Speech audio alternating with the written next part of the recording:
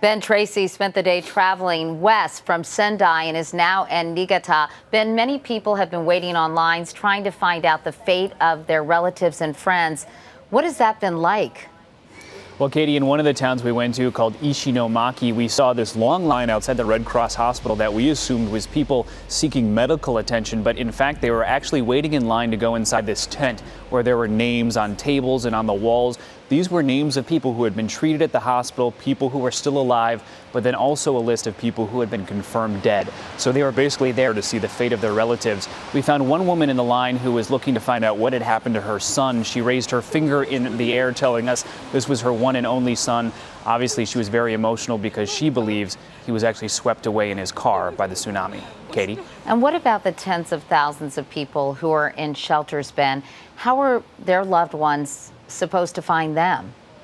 Well, when you go into these shelters, these evacuation shelters, there are names all over the wall in the entryway, and these are the names of the people who are actually at the shelter. The point is, if you walk in, you can look at the names, you can see if a relative or a loved one is there, and then hopefully go be reunited with them there at the shelter. Katie? There are also some very joyful reunions taking place as well.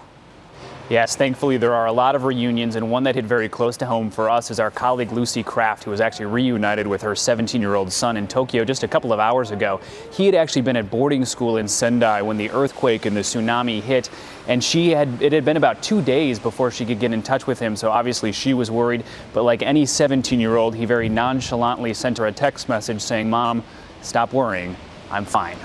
Katie? I'm so glad she found him because a lot of people were very, very concerned about that. Ben Tracy in Niigata, Japan tonight. Ben, thank you.